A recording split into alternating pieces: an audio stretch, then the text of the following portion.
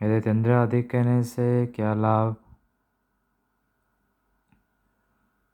ब्राह्मण तपस्या के बल से ब्रह्मा तथा देवताओं को भी भ्रष्ट कर सकते हैं। दुखी चित्त वाले कौशिक ब्रह्मा की सृष्टि को छोड़कर जब नई सृष्टि करना चाहे तो ब्रह्मा ने शपथ देकर उन्हें रोका। पराशर ने संसार को जला डालने के लिए बड़वाग्नि की रचना की, जो अन्य देवों के सहित इंद्र को खा जाने के लिए कृत्या की सृष्टि की। मैं नीच राक्षस में भी उन्हीं में से एक हूँ। दूसरी बात सुन, तुमने जो कहा कि इस प्रकार रूप किसी दूसरी स्त्री का होगा, तो इसका भी उत्तर सुनो। हे मायाविन, कपट मुनि को मोहित करने के लिए तुमने माया के द्वारा जिस प्रकार का सुंदरशाली रूप धारण किया और जो तीनों लोक में मोहकारी है, तुम्हारा ये रूप उस नारी के रूप का निश्चित रूप से 1 करोड़वां अंश भी नहीं है, जिसके नाखून रूपी चंद्रमा की शोभा तीनों लोकों में नहीं समाती तथा करोड़ चंद्र तराजू पर तुलना को नहीं प्राप्त होते।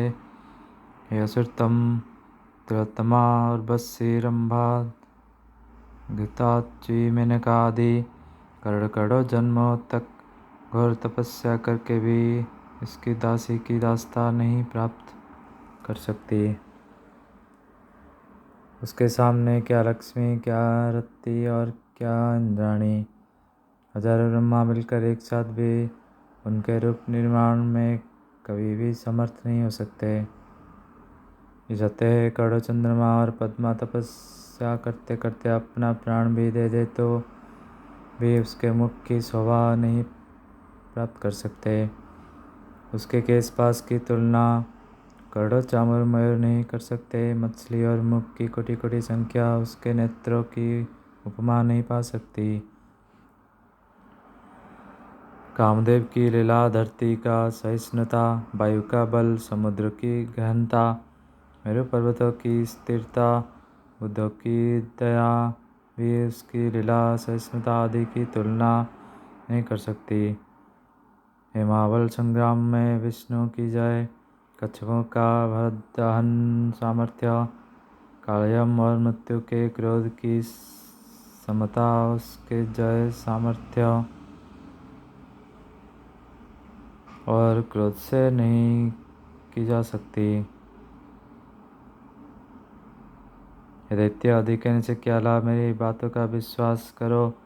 जिस किसी भी अंश में शस्त्र, शौर्य, गुण, बल, विद्या, माधुर्य आदि में कोई भी उसकी तुलना नहीं कर सकता, ऐसी स्त्री तुम्हारा संहार करने वाली होगी। जाओ, देर मत करो। कतन मुनि के क्रोध के साथ ऐसा कहने पर तुम्हें कुछ भय हुआ, फिर भी तुमने कहा।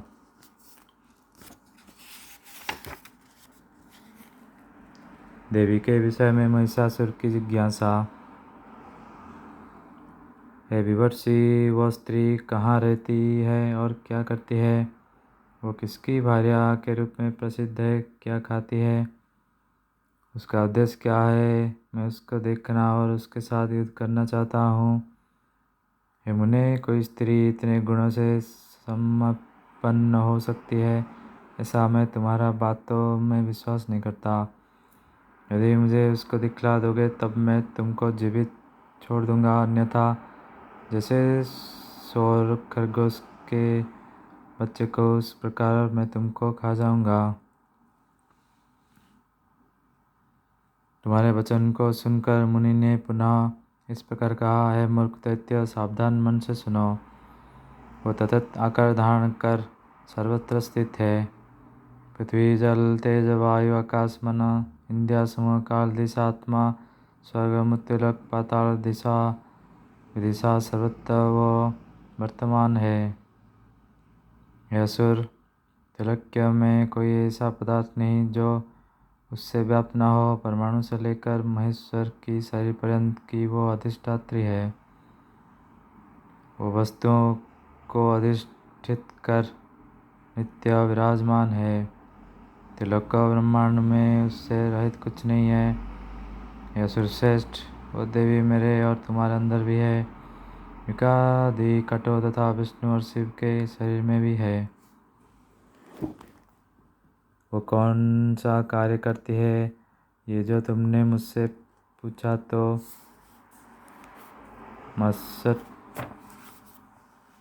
मस्तर्य को छोड़कर उसका भी उत्तर मुझसे सुनो। उसका ना तो कोई कार्य है न कोई कारण, गुणों से रहित वो चित रूप से सर्व में अधिष्ठित है। तुम्हारे जैसे रक्षक से त्रस्त देवताओं की रक्षा के लिए वो ईश्वरी जब शरीर धारण करती है तब कार्य करती है। सृष्टि के प्रारंभ में वह ब्रह्मा को सृष्टि कार्य में लगाती है, मध्य में विष्णु को पालन के लिए और अंत में सृष्टि को संहार के लिए शिव को नियुक्त करती है। प्रजाओं को सुख दुख जन्म मृत्यु पुण्य पाप शीतोष्ण द्वंद्व में से जोड़ती है, फल की निष्ठा से काल की रचना करती है। इस प्रकार उसका कार्य बतला गया है। जो तुमने पूछा कि वो किसकी स्त्री है, तो दिव्येश्वर इस प्रश्न का उत्तर मैं नहीं दे सकता। वह ना स्त्री है, ना पुरुष, ना नपुंसक। जिस शरीर को वो धारण करती है उस शरीर में वो युक्त हो जाती है। कभी वो स्त्री बन जाती है, कभी पुरुष। शत्रु का मर्दन करने वाली वो भिन्न भिन्न प्रकार के शरीर धारण करती है। द्वापर युग में उसने त्रिलोक्य में उत्पन्न स्त्रियों की कामनुदा के लिए बंशीधर कृष्ण का रूप धारण किया। उसके अतिरिक्त योगाभ्यास में लगे हुए कामभोग प्रांगमुख दित्य पशुओं के पति अंतर्ध्यान प्रायण परमेश्वर को उसने स्त्री रूप धारण कर सम्मोहित किया और अपने वश में कर लिया। उन्होंने देवी के आधे शरीर को आत्मसात कर लिया और अर्धनारीश्वर कहलाए। वह ईश्वरी जब निराकार ब्रह्मा रूप धारण करती है तब ब्रह्मा के समान नपुंसक नाम प्राप्त करती है। जो तुमने पूछा कि उसका भोजन क्या है, तो उसका उत्तर सुनो। वो ना तो कुछ खाती है, ना पीती है, ना उठती है, ना सोती है, कोई व्यापार भी नहीं करती, केवल जागरूक होकर सर्वदा जगती रहती है। कदाचित काल के व्यतिक्रम के कारण यदि वो खाने की इच्छा भी करती है तो करोड़ों ब्रह्मांडों गोलक उसके अंदर में बलात् प्रविष्ट कर भी उसकी उदर को नहीं भर सकते। खरबों ब्रह्माओं को वो निगल चुकी है। सागरों संख्यों विषय जो खरों के ऊपर होती है, हरि का वो भक्षण की है।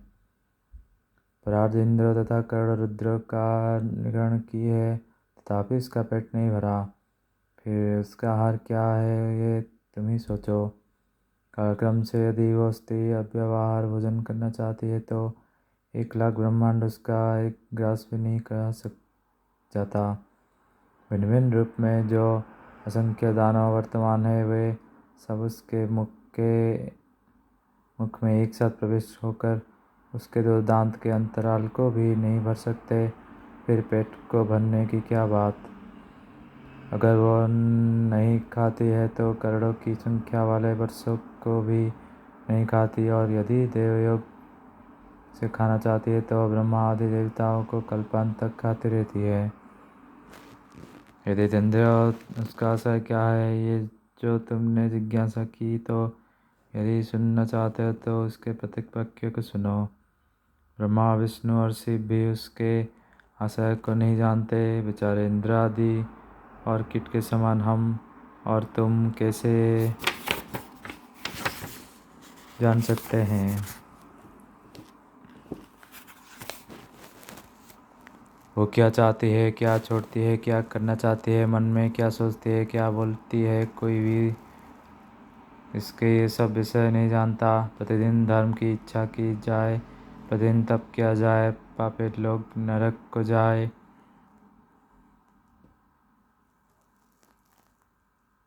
पुण्यवान लोग स्वर्ग को प्राप्त हो, देवता लोग निरोग रहे, चारों वर्ण अपने अपने धर्म में प्रभुत्व हो। वैसे आशय वाले तुम्हें बतलाई गई नित्य होती भी वो इसी कार्य के लिए शरीर धारण करती है। जो मनुष्य इसका ध्यान, उसकी पूजा, उसके प्रणाम उसका अभिनंदन करता है, हृदय में उसकी भावना करता है, कभी भी उसका विस्मरण नहीं करता, उसके प्रति सदा कोमल हृदय और दया विचार वाला होती है। उस भक्त के ऊपर वो कृपा करती रहती है तथा संकट से उसकी रक्षा करती है। नहीं तो हे दैत्येंद्र, जिससे तुम्हारे सामने इंद्र आदि नहीं ठहर सकते, वहाँ मैं बड़ा ब्राह्मण शरीर होकर तुमको तृण के समान तुच्छ समझ रहा हूँ। तुमसे डरता नहीं और खुद तुम्हारे पास खड़ा हूँ। वो मेरी रक्षा के लिए दुष्ट होकर यहीं खड़ी है, उसी की कृपा से मैं तुमसे नहीं डर रहा।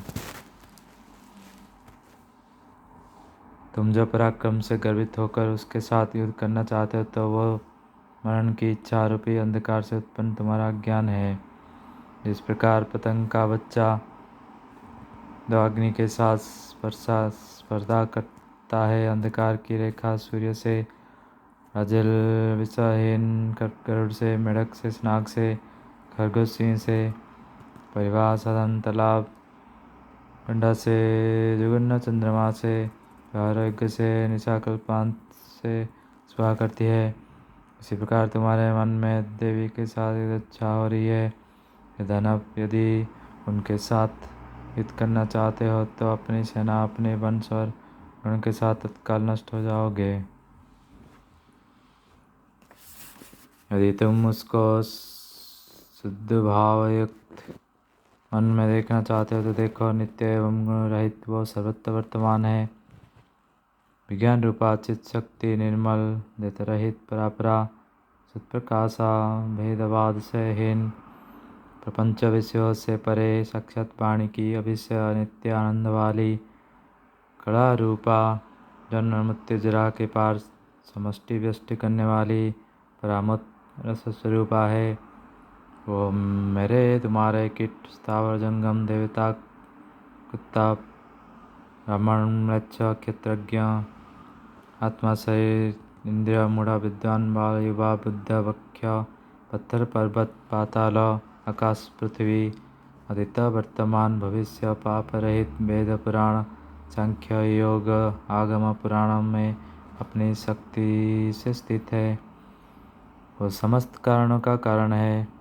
यदि तेंद्र समस्त सामान्य लक्षणों से विहीन उसको यदि देखना चाहते हो, तो मन को समाहित एकमात्र एवं दृढ़ भक्ति से युक्त कर आराध्य रूपिणी उस देवी को सर्वत्र देखो।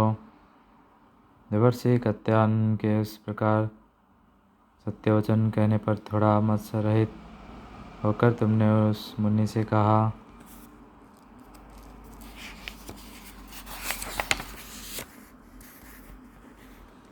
देवी को दिखाने के लिए महिषासुर का हट है। मुनि, यदि वो सर्वव्यापिनी है और समस्त प्रमेयों में स्थित है, यदि वो चैतन्य सतस्वरूपा परा एवं सबकी अंतर्यामिनी है, यदि वह विशुद्ध सबको देखने वाले तथा सद्विचार के द्वारा अवश्य है, तो मेरे द्वारा कथ्यवान स्थान में उसे दिखाओ। हे मुनिश्रेष्ठ, तब मैं वस्तुतः आपके वचन में विश्वास करूंगा और आपको शुक्राचार्य से भी श्रेष्ठ गुरु मानूंगा। मेरे हित का निर्देश करने वाले आपके लिए जीवन त्याग दूंगा, और यदि आप मेरे द्वारा कहे गए देश में उसको नहीं दिखलाए, तो हाथ से पीट कर तुमको मार डालूंगा। तुम्हारे द्वारा ऐसा कहे जाने पर निर्भय कत्यायन ऋषि ने कहा, हे मूर्ख, बोलो, उससे मैं तुमको कहाँ दिखलाऊँ? आज वो साक्षात सामने आकर तुम्हारे घमंड को चूर कर देगी। ऐसा सुनकर तुमने भी अपने हृदय में विचार कर उन मुनि से कहा, यदि वह सर्वत्र व्याप्त है, तो इस बुल्य वृक्ष के अंदर भी वह अत्यंत सूक्ष्म रूप में स्थित होगी। अवग्र उक्त रूप एवं गुणों से युक्त स्पष्टतया प्रकटित आकार वाली उस देवी को मुझे दिखाओ। क्रुद्ध तुम्हारे ऐसा कहने पर ऋषि एकांचित से मेरी शरण में आए और भवविह्वल होकर अंदर स्थित भय से कंपित अष्टों तथा हिलते उदर के साथ मेरी स्तुति की।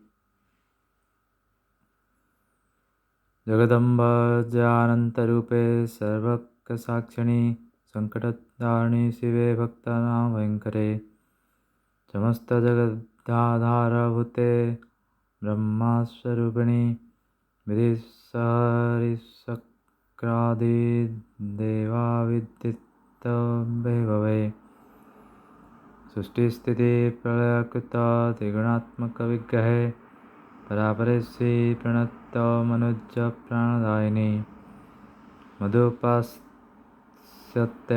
ख्यातनाम्नि त्रिभुवनेश्वरी कात्यायनी जगद्वन्दे महाकाली नमस्तते मत्प्राणरक्षणकृते विनाशाय दिवकसां स्वरूपं दर्शयामस्मे विलक्ष्याद्विनिसुतः नुते वन्देन मुनिनानुग्रहाय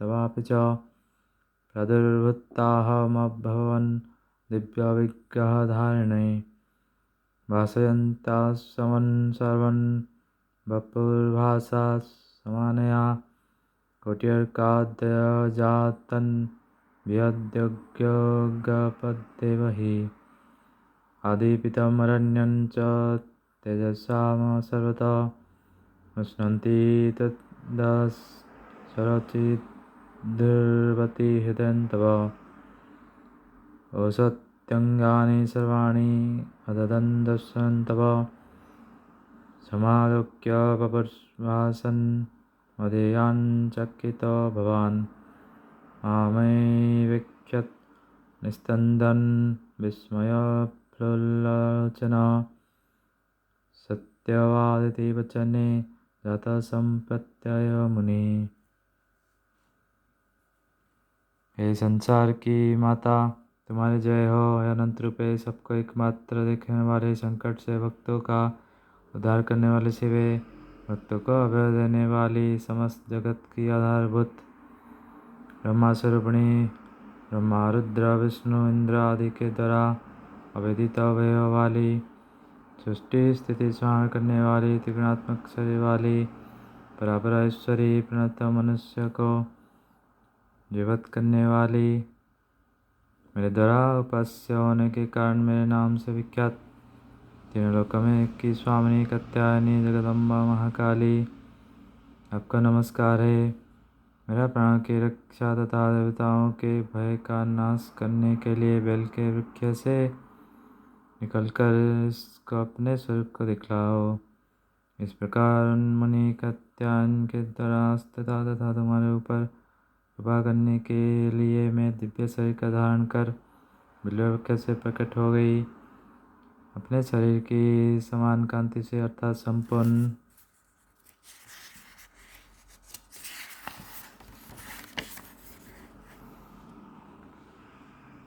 शरीर से एक समान निकलती हुई ज्योति से मैंने संपूर्ण आश्रम को चमत्कृत कर दिया।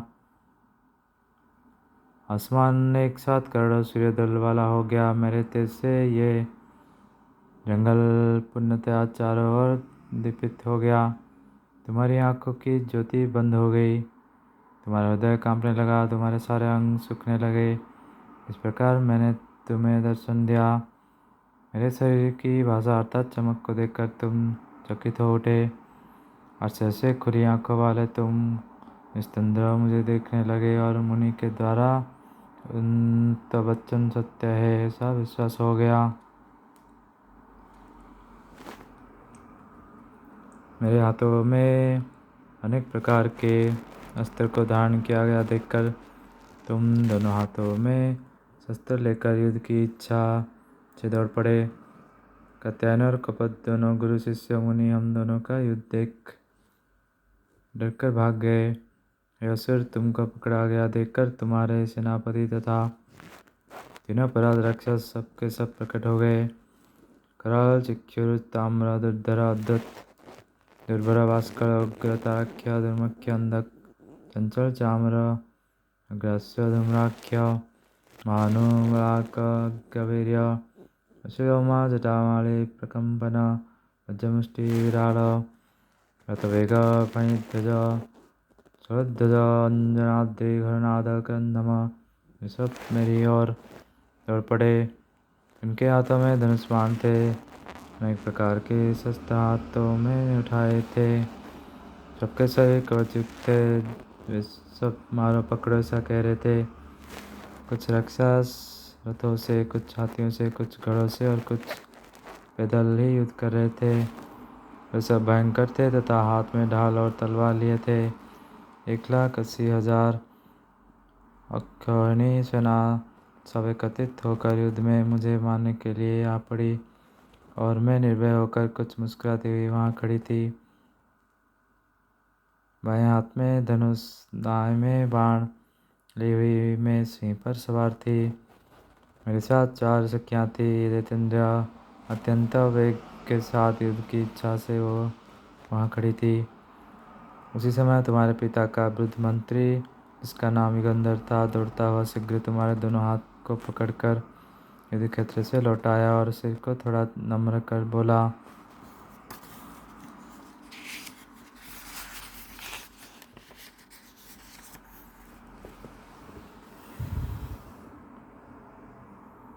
हे प्रभु, इस समय इस दिव्य स्त्री के साथ युद्ध करने का नहीं। इसे कभी भी सामान्य स्त्री जैसी मत समझिए। मैं तो ये समझता हूँ कि ये दैत्य वंश का नाश करने के लिए कालरात्रि के रूप में उपस्थित हुई है, क्योंकि हाथों में शस्त्रास्त्र धारण करने वाले तुम्हारा संख्या सैनिकों के साथ युद्ध करने के लिए वह अकेली और भय रहित होकर खड़ी है। तुम्हारे भय से सारे देवता इंद्र के साथ भाग जाते हैं और वे वीर जहाँ युद्ध के इच्छुक तुम्हारे युद्ध क्षेत्र में खड़े होने पर वे दोनों देवता विष्णु और शिव तुम्हारे सामने नहीं पड़ते। वहाँ यह अकेली स्त्री 10,000 भुजा धारण कर हमारे सामने निर्भय होकर आनंद के साथ मंद मुस्कान करती हुई खड़ी है। हे रमवंदना, इसके पीछे कोई छोटा मोटा कारण नहीं, इसलिए अचिंत्य रूपा स्त्री के साथ युद्ध मत करो। इसके लिए मैं तुम्हारे हाथ जोड़ता हूँ और पैरों पर पड़ता हूँ। युद्ध के लिए तत्पर संपूर्ण सेना को लौटा दो। शार्गण्य नीति युद्ध अथवा कर्तव्य में जहाँ कहीं भी तुम्हारे पिता मेरी बातों का उल्लंघन नहीं करते, तुम भी आज नीति युक्त उसी वाक्य का पालन करो। नीति के लिए बृहस्पति और शुक्राचार्य के नेत्र को मैंने तुमको बाल्यकाल में पढ़ाया है। इस कारण मैं तुम्हारे गुरु भी हूँ। इसलिए ईश्वर गुरु की युक्तिपूर्ण उक्ति को मानो। युद्ध से विरत होने के एक और कारण तुमको बतला रहा हूँ। हे महाभाग, उसको सुनो और सुनकर उचित करो। तुम्हारे पिता ने भगवान शिव की बहुत काल तक घोर तपस्या कर समस्त दानव और सत्यगुप्तम जैसे पुत्र को प्राप्त किया। तुम्हारे जन्म लेते ही देवताओं ने अमरावती और तुम्हारे अनुयायी दैत्यों ने देवताओं के कारण होने वाले भय को छोड़ दिया। देवताओं की स्त्रियां रोने लगी और दैत्यों की स्त्रियां हंसने लगी। इसके बाद दैत्य, जब तुम 5 वर्ष के बालक हुए तब तुमको देखकर तुम्हारे पिता रंबासुर बहुत प्रसन्न हुए। एक बार रण में दुर्जय तुम्हारे पिता रंबासुर ने हम 8 हमलाओं के साथ उत्तर कुरुदेश में जाकर सुरवीक्षण, विभ्राजकवन, चैत्यरथवन, मंदाकार्ण, कन्निकार्दन और चंपकारण्य में अप्सराओं के साथ बहुत दिनों तक क्रीड़ा की। बहुत दिनों तक दुरासी नामक अप्सरा के साथ क्रीड़ा कर तुम्हारे पिता स्नान करने की इच्छा से मंत्रियों के साथ रम्यकसर आए। वहाँ जाकर वे राजा तालाब के मध्य रखकर बहुत काल तक स्नान किया।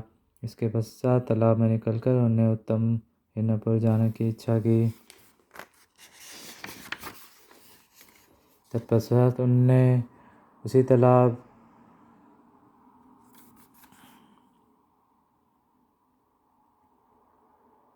के उत्तरी किनारे पर पेड़ के नीचे पूर्वजों के भी पूर्वज महर्षि सनत कुमार को देखा।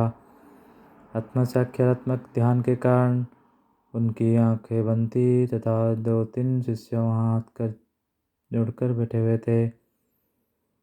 ब्रह्मा के मानस पुत्र वे सनत कुमार आदित्य ब्रह्मा के समान थे। उनका शरीर विभूति से भूषित था। वे शिव के ध्यान में लीन थे। गले में रुद्राक्ष की माला शोभामान थी।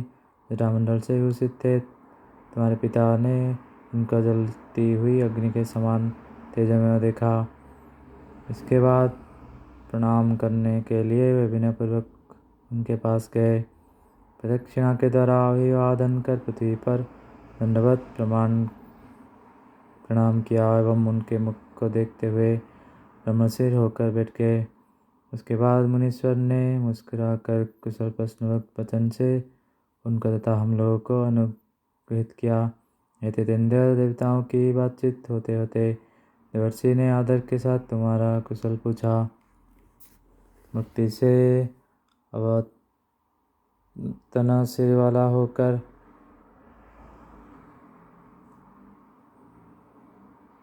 तुम्हारे पिता ने उनसे कहा, है तपोधन देवर्ष, मेरा पुत्र अभी युवा नहीं हुआ और कुशल से है और आपके आशीर्वाद से दिनों दिन बढ़ रहा है। वो बच्चों के खेल आदि से हमको आनंदित करता है, किंतु हे ऋषिवर, यदि वह जीवित रहा तो युवावस्था में वो देवताओं की अंतरणा आदि से प्राण त्याग देगा। विष्णु के नाना समरशाली उद्यम के युग से कोई भी दैत्य चक्र की अग्नि में जले हुए अंग वाले होकर नहीं फनक सके। वह विष्णु मेरे पुत्र को भी सुदर्शन चक्र से मार डालेंगे। हे तपोनिधे, ये चिंता मुझे रात दिन सताती रहती है। इस मेरे पुत्र की आयु और भविष्य दोनों कैसे होंगे। भगवान, आप सर्वज्ञ और चराचर के गुरु हैं, अतीत अनागत को जानते हैं। साक्षात दूसरे ब्रह्मा के समान इच्छा करने पर संसार की परिवर्तित करने में समर्थ है।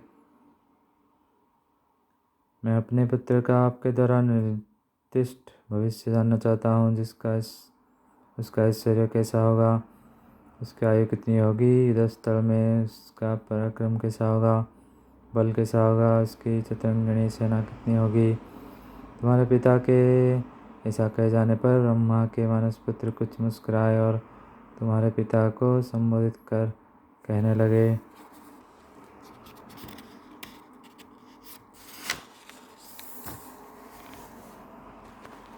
हे रंबासु, यथार्थ कहने वाले मेरे वचन को सुनो। साथ ही तुम्हारे साथ जो मंत्री लोग आए हैं वे भी सुने। आप इस पुत्र को सामान्य दैत्य की भांति मत समझने। तुम्हारी तपस्या एवं असंख्य पुण्य के कारण ये साक्षात किसी महापुरुष ने अवतार लिया है। तुम्हारे इस पुत्र को विष्णुसूदन चक्र के द्वारा नहीं मार सकते। इस तुम्हारा महाभाग्यशाली पुत्र चराचर जगत और संपूर्ण ब्रह्मांड के स्वामी होगा। इंद्र आदि 10 दिक्पाल तथा अन्य देव जातियाँ इसके समर्थ होकर परिचारक के समान रहेंगी।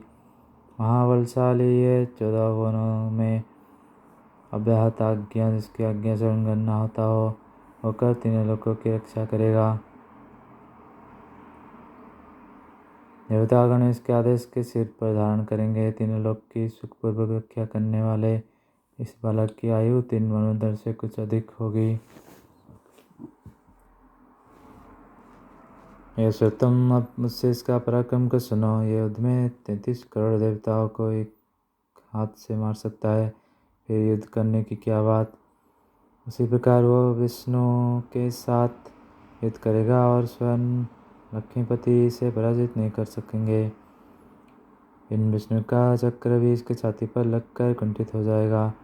ये सर्वदा अनंत संख्या वाले मत वाले हाथियों के बल वाला होगा और महायुद्ध में इच्छा करने पर इसकी शक्ति उस शक्ति की 100 गुना हो जाएगी। ये 7 द्वीप, 7 पर्वत और 7 समुद्र वाली इस पृथ्वी को शेषनाग के सिर से उठाकर अपने सिर पर रखने में समर्थ है।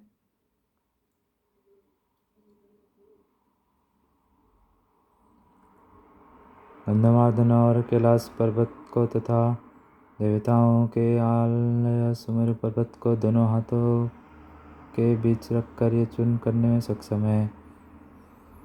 ये पुत्र अलग अलग पर्वत को अपने पार्श्व परिवर्तन के द्वारा सरलता से धूल धूल कर सकता है।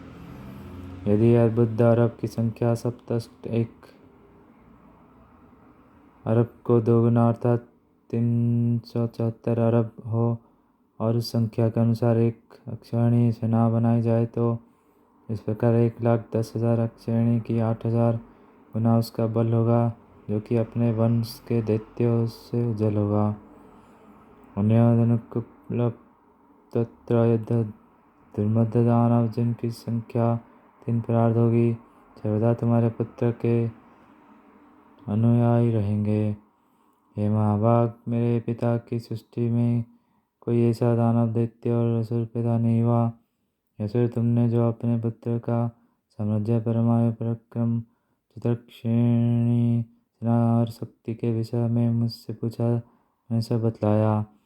पूर्ववर्ती अथवा परवर्ती दैत्य, देवता तथा दानव तीनों लोक में तुम्हारे पुत्र की तुलना नहीं कर सकेंगे।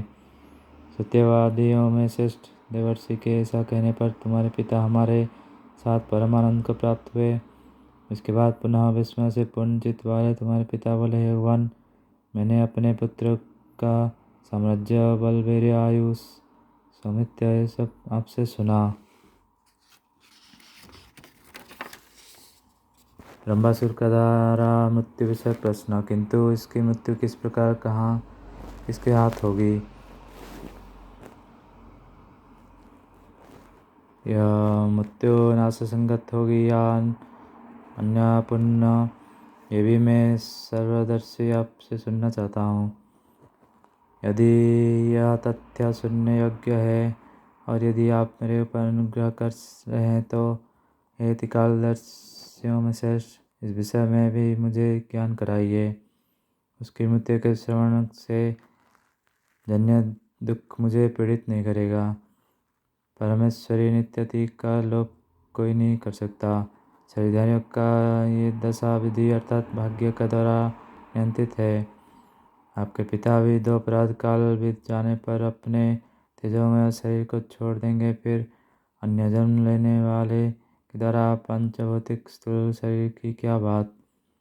प्रभु, इस मेरे पुत्र की मृत्यु प्रक्रिया भी मुझे बतलाए। इस प्रकार आपके नवशील पिता के द्वारा कहे जाने पर भगवान सनत कुमार कुछ मुस्कुराए और आपके पिता से बोले, हे रम, मेरी बात सुनो। ये समस्त देवताओं के लिए अत्यंत रहस्य की बात है। फिर हे अदिति और आनंद देने वाले रम, मैं तुम्हारे सामने इसे कैसे कहूँ? हे निष्कुल, आपने आश्चर्य रहित होकर जो मुझसे पूछा, तो यद्यपि ईश्वर के लिए भी रहस्य है, तथापि मैं इसको अवश्य बतलाऊंगा। तुम भी देव